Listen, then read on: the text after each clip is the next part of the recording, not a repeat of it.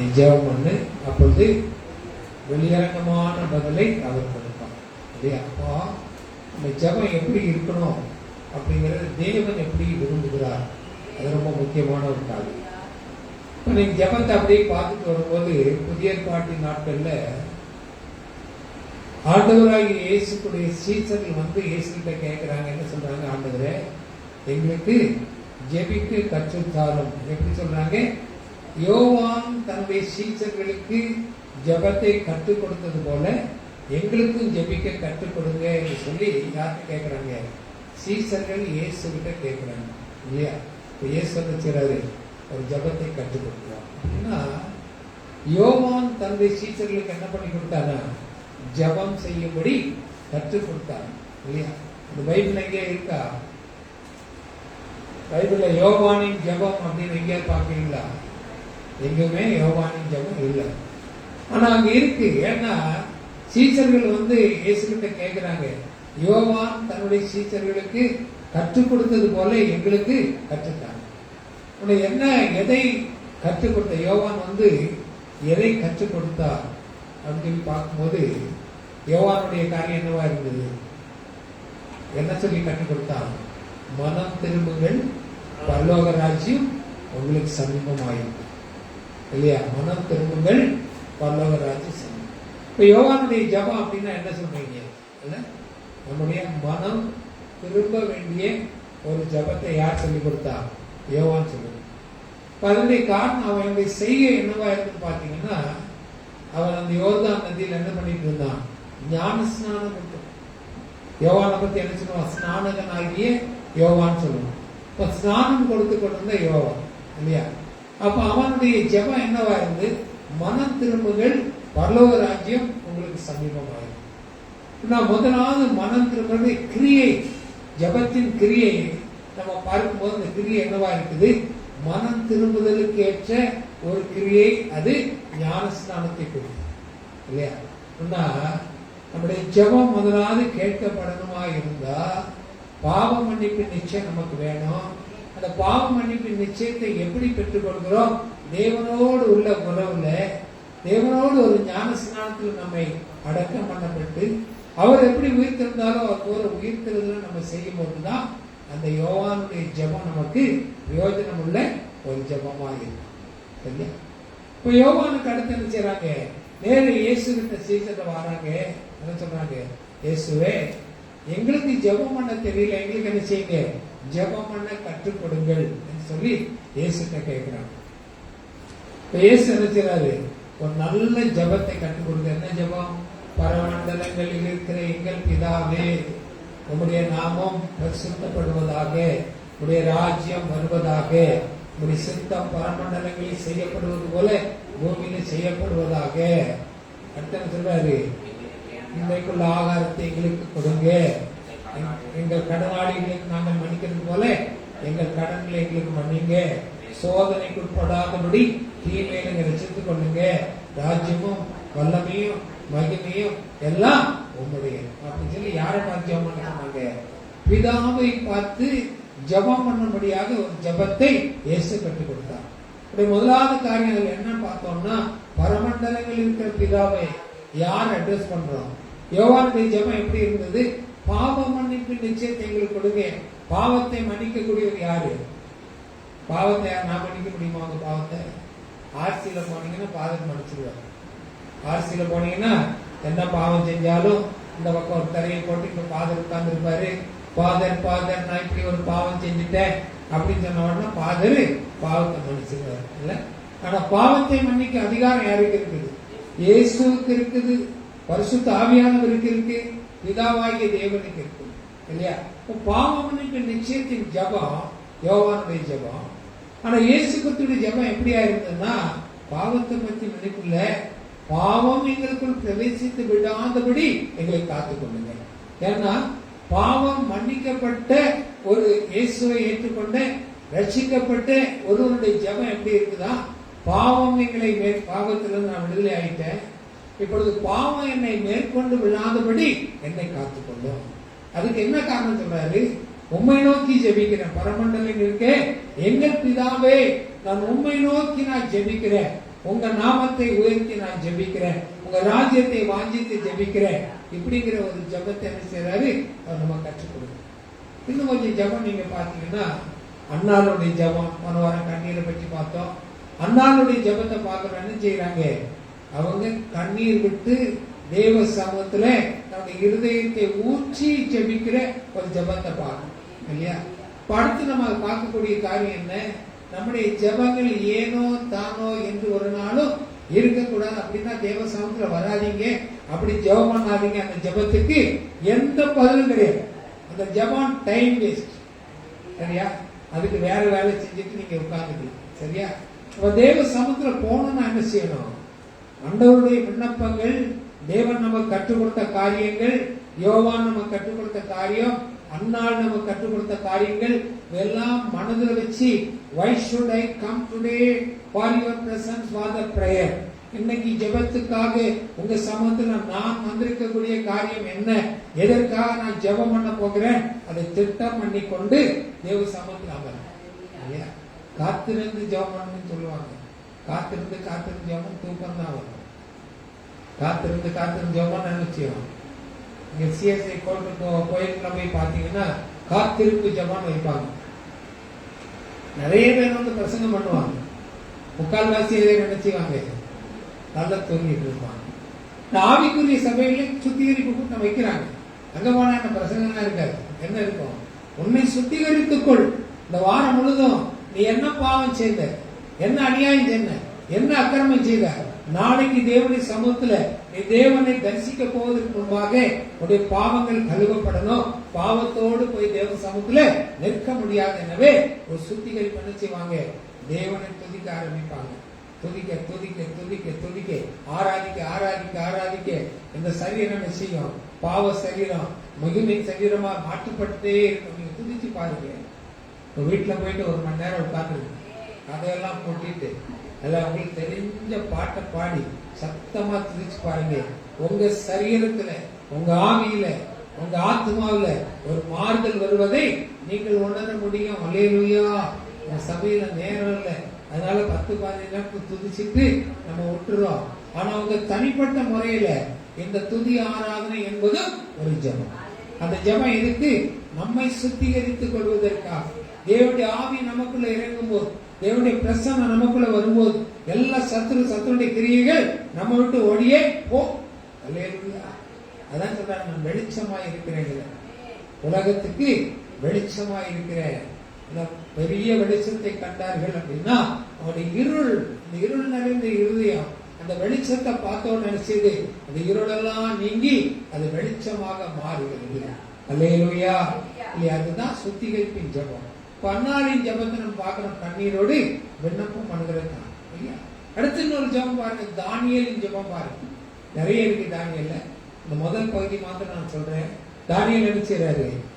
ஞானிகள் எல்லாம் பிடிச்சி கொலை செய்யணும்னு தெரியும். எங்க திட்டம் போட்ட உடனே தானியேல் என்ன செய்யறான்? தன்னுடைய நண்பர்கள் அப்படின்னா யாரு? தன்னுடைய ஜெப பார்ட்னர்ஸ். அல்லேலூயா. உங்களுக்கு ஜெப பார்ட்னர் இருக்கிறாரா? யாராவது சேர்ந்து ஜெபம் பண்றீங்களா? இல்லையா? யார் கூட சேர்ந்து ஜெபம் பண்றீங்களா? இல்லை, ஜெபம் பண்ண பழகணும். இல்ல, நீங்க அவங்க வீடுகளுக்கு போகல, அவங்க முடியலன்னா கூட போன்ல சிஸ்டர் இல்லை அவங்க பேரை சொல்லி சொன்னா நம்ம 2 பேரும் ஒரு 5 நிமிஷம் ஜெபம் பண்ணுவோமா, நான் உங்களுக்காக ஜெபம் பண்றேன், நீங்க எனக்காக கொஞ்சம் ஜெபம் பண்றியா, இப்படின்னு சொல்லி நீங்க உங்க போன்ல ஜெபம் பண்ணி பாருங்க. எல்லாம் பெரிய பெரிய காரியங்கள் அது செயல்படுத்தும். இந்த தானியேல் பார்க்க நினைச்சா தன்னோடு ஒத்த தன்னுடைய ஆவிக்கு இணைந்த அந்த சாத்ராக் மேஷாக் ஆபேத்நேகோ சொல்றா, இந்த மாதிரி தேசத்துல ஒரு கட்டளை, ஞானிகளாக இருக்கக்கூடிய நம்மளெல்லாம் அழிக்க போறாங்க. நம்ம அழிவுக்கு பிறந்தவங்க அல்ல, நம்ம சாவுக்கு பிறந்தவங்க அல்ல, நம்ம சாதிக்க பிறந்தவர்கள். அல்லேலூயா. நம்ம யாருங்க? சாதிக்க பிறந்தவர்கள். எப்ப சாதிக்க முடியும்? இந்த ஒரு ஜெப ஐக்கியத்துல நம்ம இணைந்து கொண்டு போதும் இல்லையா? பாஸ்டரோட தான் எனக்கு ஜெபிக்கணும், பாஸ்டமோட தான் எனக்கு ஜெபிக்கணும் இல்லை.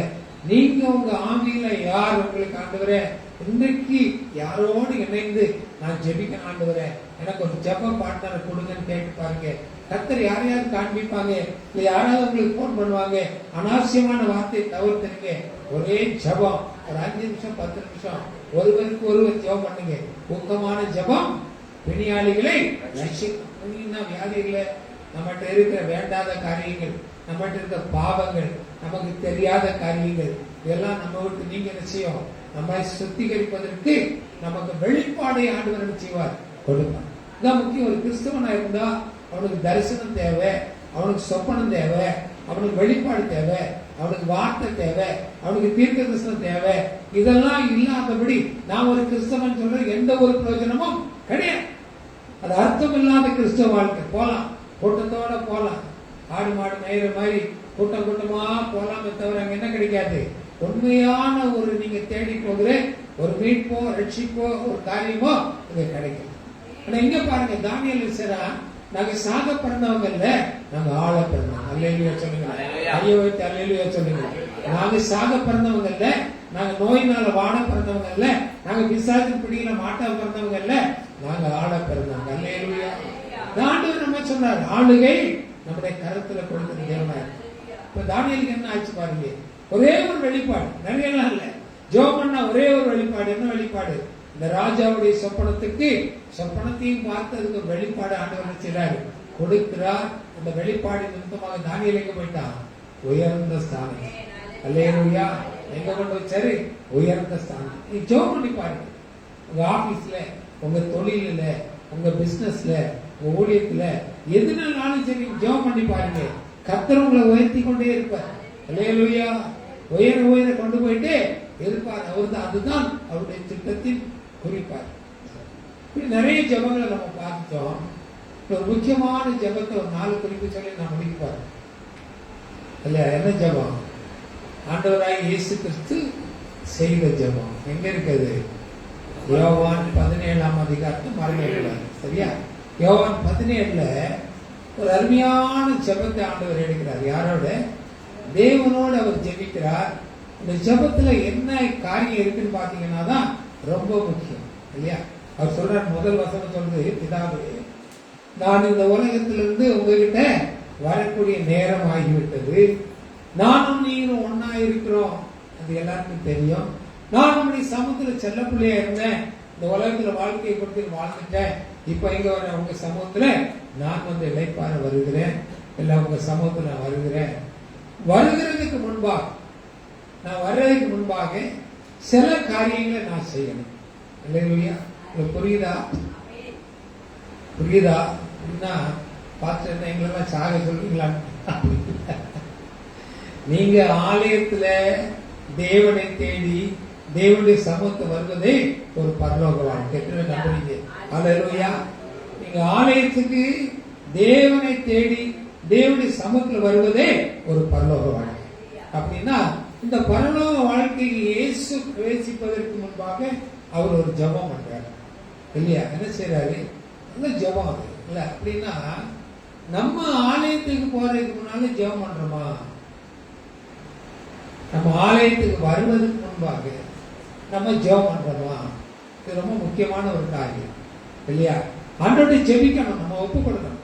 இயேசு ஒப்பு கொடுக்கிறார், பிதாவே என் வேலை வந்தது, நம்முடைய சமூகத்துல வருவதற்கு ஆயத்தமா இருக்கிறேன்னு சொல்லி ஒரு ஜெபம் பண்ணி தன்னை பிதாவின் கருத்துல முற்றுமாய் ஒப்பு கொடுக்கிறார்.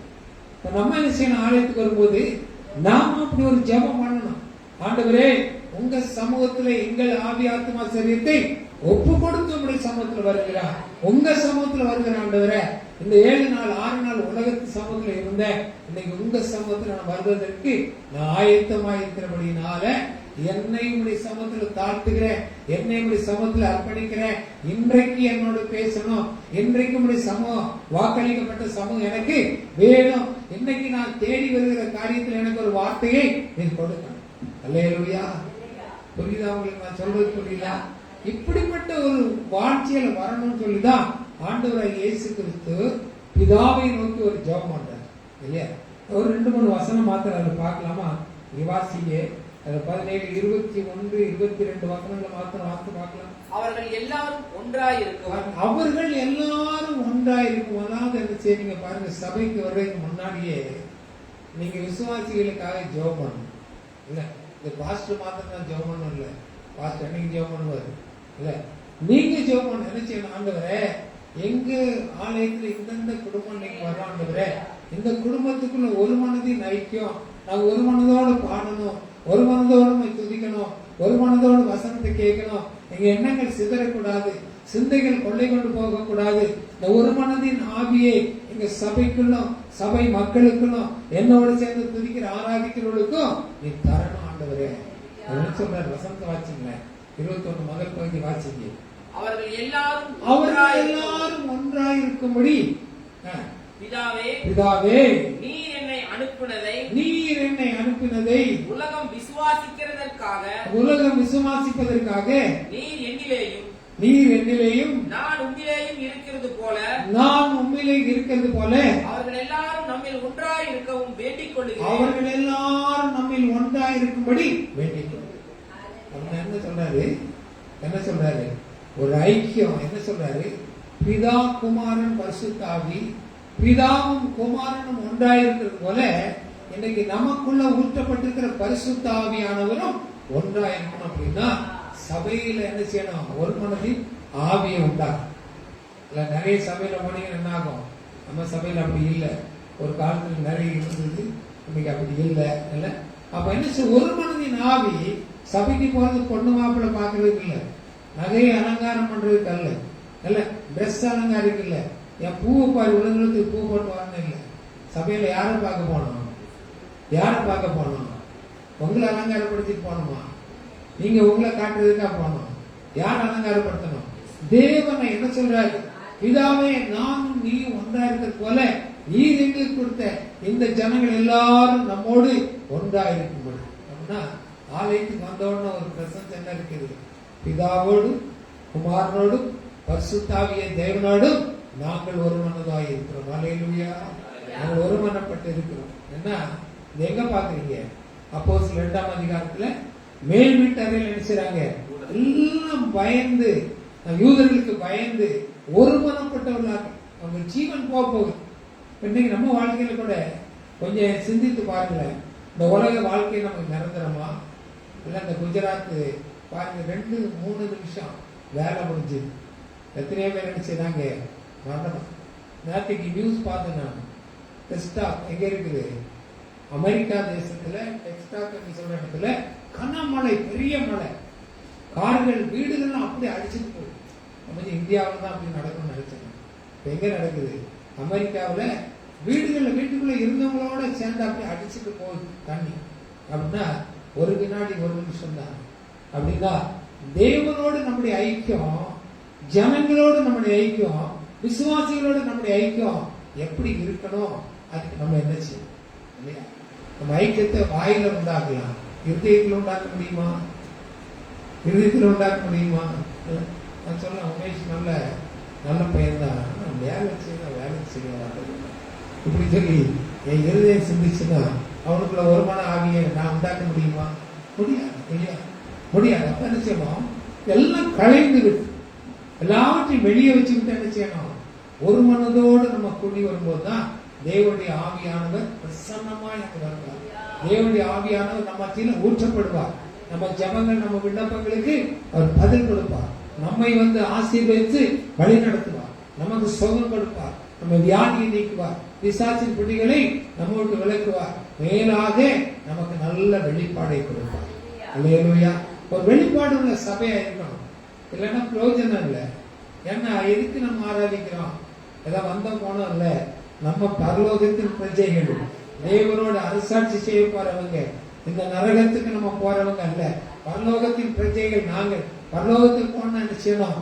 தேவன் செய்த அந்த காரியம், ஒரு மனதின் ஐக்கியத்தை நம்ம உண்டாக்கணும். அது எப்படி உண்டாக்கணும்? நம்முடைய இருதயத்துல இல்ல. நீங்க உங்களுக்கு நல்லா தெரியும், இங்க எரேமியா 17ஆம் அதிகாரத்தில் சொல்றாரு, இருதயமே இருக்குள்ளது முறுக்குள்ளது எல்லாம் இருக்கு. இருதயத்துல சுத்தமுள்ள பாக்கியவான்கள் யார் தரிசிப்பாங்க? தேவனை சர்த்திப்பாங்க. இந்த இருதயம் என்னவா இருந்தாலும் கழட்டி வச்சுட்டு ஒரு புது இருதயத்தை எனக்கு கொடுங்கப்பா, கல்லான இருதயத்தை கழட்டிட்ட ஒரு சதையான இருதயத்தோடு நான் உண்மை ஆராதிக்க வாஞ்சிக்கிறேன், விரும்புகிறேன் என்று சொல்லி தேவனுடைய சமூகத்தில் வரணும்னு சொல்லி தேவனுடைய 21வது வசனத்தை சொல்லி 22வது வசனம் வாசிங்க. நாம் ஒன்றாய் இருக்கிறது போல அவர்களும் நல்ல கவனிக்க, அருமையான வசனம். அவர்களும் ஒன்றாயிருக்கும்படி நீர் எனக்கு தந்த மகிமையை நான் அவர்களுக்கு கொடுத்துட்டேன். அல்லேலூயா. நீர் எனக்கு கொடுத்த மகிமையை நான் அவர்களுக்கு கொடுத்துட்டேன். அல்லேலூயா. பிதா ஒரு மகிமையை கொடுத்தார். என்ன மகிமை அது? என்ன மகிமையை கொடுத்தாரு? பிதா இயேசுக்கு ஒரு மகிமை கொடுத்தாரு. என்ன மகிமையை கொடுத்தாரு? என்ன மகிமையை கொடுத்தாரு? அல்லேலூயா. என்ன மகிமையை கொடுத்தாரு? வாசிங்க. அதை யோவான் 16ஆம் அதிகாரம் 17ஆம் அதிகாரத்துல நம்முடைய 8வது வசனம் வாசிங்க. நீர் எனக்கு கொடுத்த வார்த்தையை நான் அவர்களுக்கு கொடுத்தேன். அவர்கள் அவைகளை ஏற்றுக்கொண்டு நிச்சயமாய் அறிந்து நீர் என்னை அனுப்பினீர் என்று விசுவாசித்தார்கள். 2 காரியம் இருக்குது. என்ன கொடுத்தாரு? இதா என்ன கொடுத்தாரு? 2 மகிமை. என்ன கொடுத்தாரு? ஒன்று வார்த்தை, ஒன்று வார்த்தைங்கிற அந்த மகிமை. 2வது ஒரு மகிமை கொடுத்தாருன்னு சொல்றாரு, விசுவாசம் என்கிற மகிமை. 2 எங்க ஏறணும் வந்தது? இயேசு கிறிஸ்து மூலமாக தான் இந்த உலகத்துக்கு வந்தது. அது வரைக்கும் நிறைய வார்த்தை இருந்தது. இன்னைக்கு இஸ்ரவேல்ல ஜனங்கள் இருக்காங்க, தோராவை தான் பின்பற்றுவாங்க.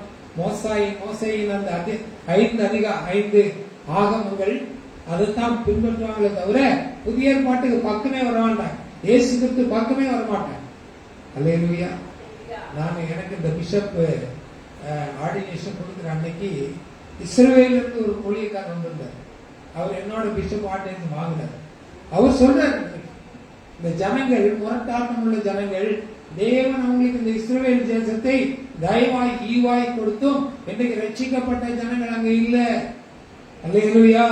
நாங்கள் இன்றைக்கு அந்த ரட்சிப்புக்காக பிரயாசப்படுகிறோம் அப்படின்னு சொல்லி அவங்க சொல்றாங்க இல்லையா? அப்போ யூதர்களுக்கு தான் ரட்சிப்பு முதல், 2வது புறஜாதிகளுக்குன்னு சொல்றாங்க.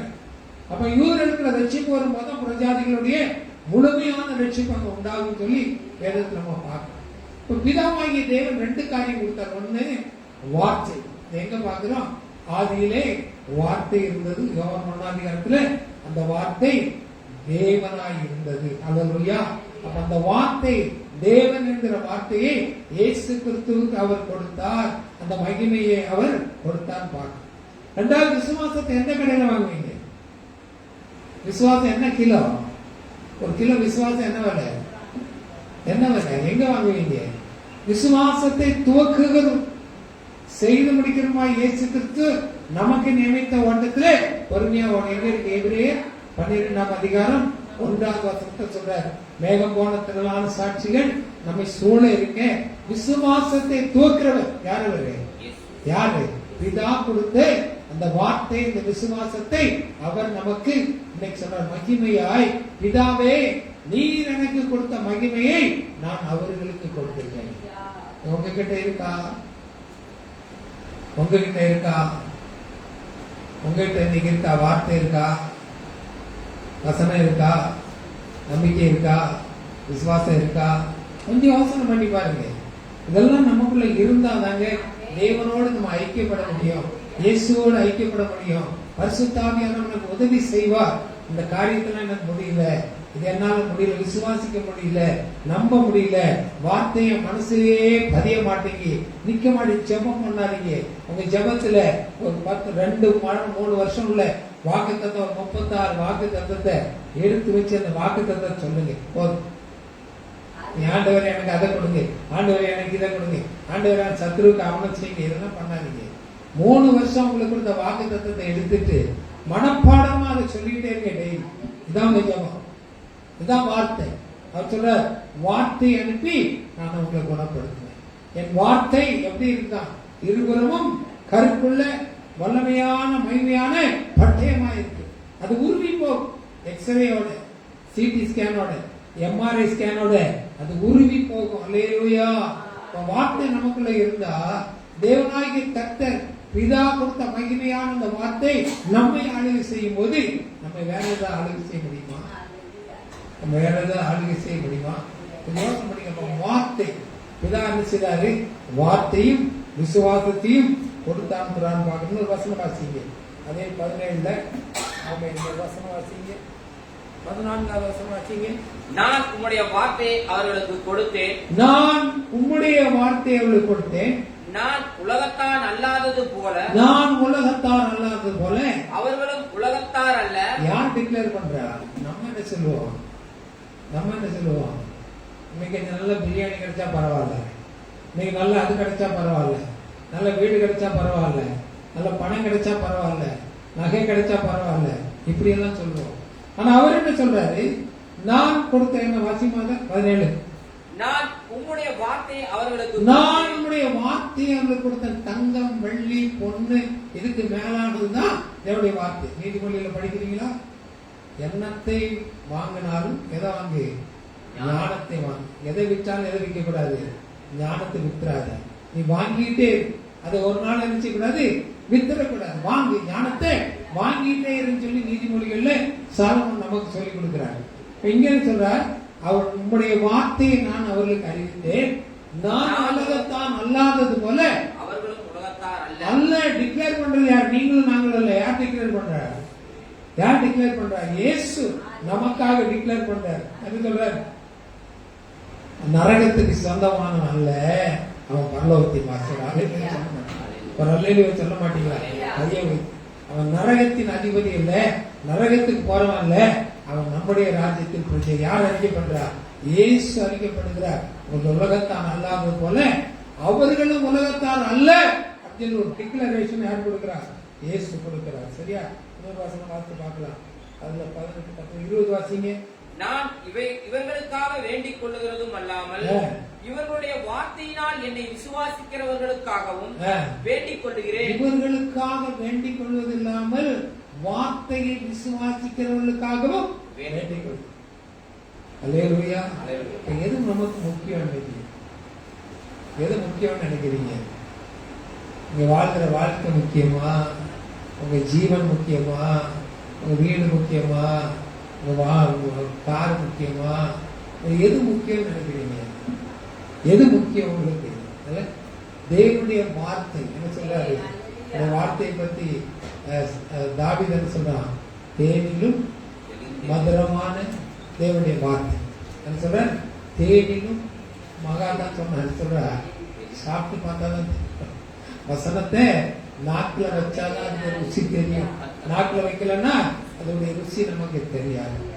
தேனிலும் மகிமையான தேனிலும் இன்பமான அந்த வார்த்தை பிதா இயேசுவானவருக்கு கொடுத்ததை பிதா குமாரனாய் இயேசு நமக்கு கொடுத்து விட்டார். பிதா சொல்றாரு, பிதா கிட்ட சொல்றாரு, ரெக்கமெண்ட் பண்றாரு, நான் உலகத்தை சார்ந்தவன் அல்லாதது போல நீ எனக்கு கொடுத்தவங்களும் உலகத்தை சார்ந்தவன் அல்ல. நான் டிக்ளேர் பண்றேன். யார்கிட்ட? பிதா கிட்ட டிக்ளேர் பண்றேன். இல்லையா? நம்ம இன்னைக்கு எப்படி டிக்ளேர் பண்ணோம்? நம்ம ஜபம் எப்படி இருக்கும்? இல்ல, நிறைய காரியம் இன்னைக்கு உங்களுக்கு கற்றுக்கொண்டோம். யார்கிட்ட? யோவான்கிட்ட கற்றுக்கொண்டோம், மனம் திரும்புதலை கற்றுட்டோம். அன்னார்கிட்ட கற்றுக்கொண்ட ஒரு கண்ணீரின் ஜபத்தை கற்றுக்கொண்டோம். தானியத்தை கற்றுக்கொண்டு சாத்ராக் மேஷாக் ஆபேத்நேகோவோடு சேர்ந்து ஒரு ஐக்கியப்பட்ட ஒரு ஜபத்தை பார்த்தோம். இல்லையா? நிறைய ஜபம். இந்த 3ல 4வது ஜபம் பார்த்தோம். இயேசு கிறிஸ்து பிதாவோடு செய்யக்கூடிய ஒரு ஜபம், முக்கியமான ஒரு ஜபத்தை பார்த்தோம். இல்லையா? இன்னைக்கு நம்முடைய ஜபம் எப்படி இருக்கு? நம்முடைய வார்த்தை எப்படி இருக்கு? இல்ல, இன்னும் சொல்ற, வார்த்தையின் மீதினால் என்ன இருக்காதா? வார்த்தையின் மீதினால் பாவம் இல்லாமல் போகாது. கத்துக்கு ஜெபம் பண்ணும்போது வார்த்தையை அடக்கக்கூடாது. துதிக்கலாம் ஆண்டவரை, மகிமைப்படுத்தலாம் அவரை. உங்க வார்த்தையினால நினைச்சக்கூடாது, பாவத்தை உண்டாக்கிடக்கூடாது. நம்முடைய ஜெபம் பாவமாக மாறிடக்கூடாது. நம்ம அதுல கவனமாக இருக்கணும். இல்லையா? அதுக்குதான் ஆண்டவர் நினைச்சாரு, பிதாவே நானும் நீங்களும் ஒருமானமா இருக்கிற போல, ஒற்றுமையா இருக்கிற போல எனக்கு கொடுத்த இவர்களும் ஒரு நம்மோடு ஒற்றுமையா இருக்கும்படி நான் வேண்டுகிறேன். அப்படின்னு நம்ம ஜெபம் இருக்கணும். ஆண்டவரே, எங்களுக்கு கொடுத்த சபை, எங்களுக்கு கொடுத்த பாஸ்டர், எங்களுக்கு கொடுத்த பாஸ்டர்மா, அசோசியேட்டட் பாஸ்டர், எங்களுக்கு கொடுத்த விசுவாசி, நாங்கெல்லாம் ஒன்னாரு. அல்லேலூயா. நாங்கெல்லாம் ஒரே ஆவி, ஒரே ஆத்மா, ஒரே தரிசனம் பெற்றவர்களாக நாங்கள் ஒரு மனதின் ஆவியோட நாங்கள் இருப்போம். என்ன, இதுக்கு எங்களுக்கு உதவி செய்ய சொல்லி நினைச்சோம். நம்ம ஜெபத்துல பண்ணணும் இல்ல. ஆண்டவர் இஸ்ரவேல் ஜனங்களுக்கு என்ன சொன்னார் ஒரு கட்டல, ஒரு இஸ்ரவேல் எத்தனை பேரை வரட்டுவான்? ஒரு இஸ்ரவேல் எத்தனை பேரை துரத்துவான்? ஒரு இஸ்ரவேல் 1000 பேரை துரத்துவான். சரியா? உங்க ஜெபம் 1000 பிசாசை துரத்தலாம் இல்ல. ஆனா கூடியிருந்து ஜெபம் நம்ம என்ன செய்ய முடியும்? உலகத்திற்கு எல்லா பிசாசையும் துரத்த முடியும். அல்லேலூயா. விசுவாசிக்கிறீங்களா? நம்புறீங்களா? அல்லேலூயா. மேலும் ஒரு வித்தியாசமான ஒரு வாழ்க்கையை செய்வீங்களா? இன்னும் உங்க ஜெபம் வித்தியாசமா மாறுமா? கர்த்தர் அதை விரும்புகிறார். கர்த்தர் அதை தான் நீ சொல்ல சொல்லி எனக்கு சொன்னார். நான் மகட்ட சொன்ன நீயே பிரசங்கம் முடிச்சிரு அப்படின்னா காலையில நான் ஜெபம் பண்ணுவது இல்லை. இந்த காரியம் முக்கியம், இதையும் நீ சொல்லிக் கொடு என்று சொல்லி ஆண்டவர் பேசுனதுனால அந்த அந்த பிரசங்கத்து மேல இதையும் வச்சு நான் சொல்லிக் கொடுக்கணும். சரியா? கர்த்தர் நம்மோடு இருப்பாராக. அல்லேலூயா. எல்லாமே எளிமையாக இருப்போம்.